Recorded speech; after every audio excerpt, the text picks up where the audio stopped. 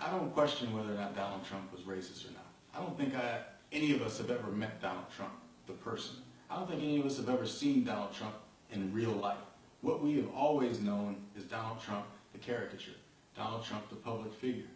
And Donald Trump mastered the art of professional wrestling, reality television, and being a public persona. What Donald Trump was able to do was create a platform based off of racism. That's a big difference between being a racist.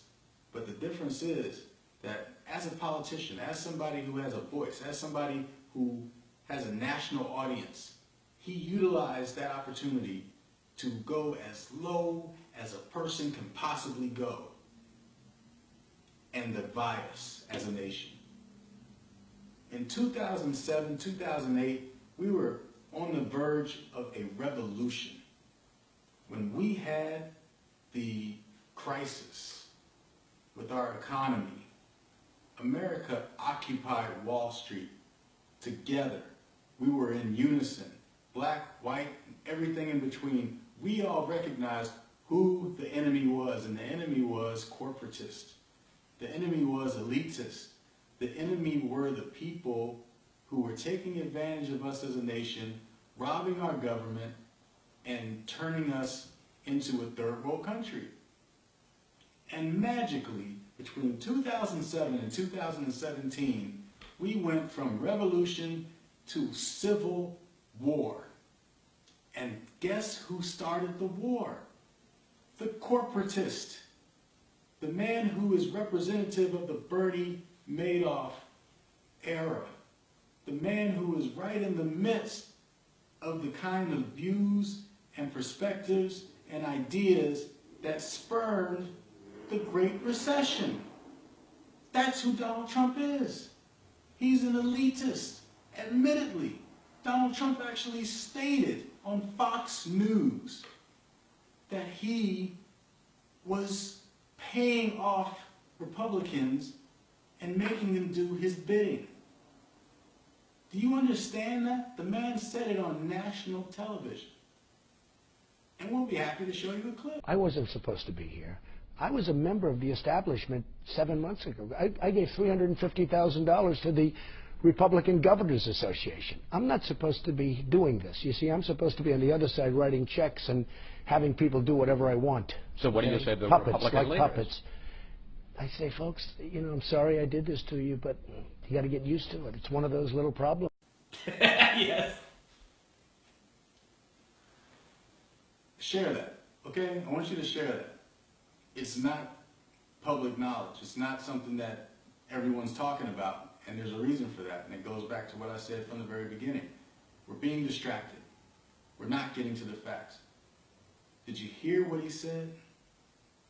He's part of the establishment. That's what he said. He said, like puppets, that he's buying off Republicans. He's not supposed to be here. He was not even going to run as a Republican. That was all a flip of a coin. And if it wasn't for the fact that he figured out a way to establish an audience by utilizing what Fox News, what Bill O'Reilly, what Sean Hannity, what Alex Jones, what Rush Limbaugh, and all of these political puppets of racism managed to inspire over the course of Obama's presidency. He just tagged in like a professional wrestler, and he won the title. He won the title based off of racism. So don't talk to me about Donald Trump ain't no racist. Doesn't matter. Donald Trump appeals to racism. He utilized it. He utilized all of the deaths that have become what I consider to be murder porn. That you can turn on the TV at any given time and you can see another black man getting murdered by a police officer in a manner that doesn't coincide with what we generally see on television. Seeing a black man die on national television is as a matter of fact as seeing a toothpaste commercial.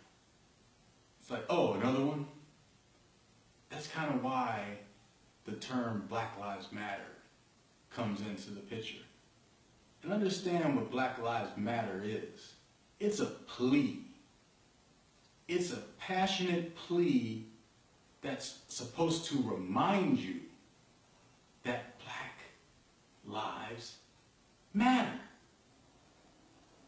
And there is a president in the White House who is trying to tell me and you that people who are passionately pleading for us to be recognized as human beings are equally on the same level as people who are literally stalking and stating that they want to take the lives.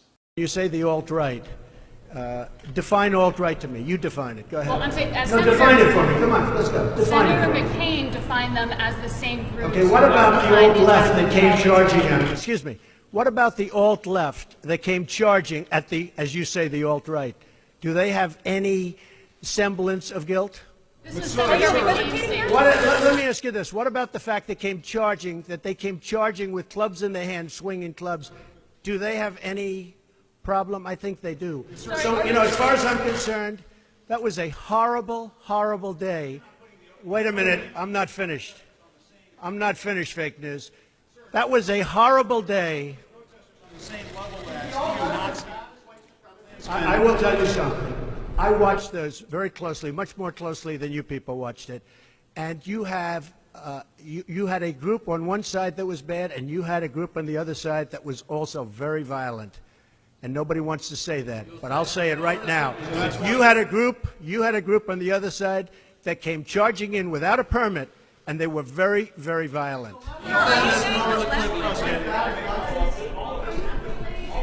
Go ahead. Do you think that what you call the alt-left is the same as neo-Nazis?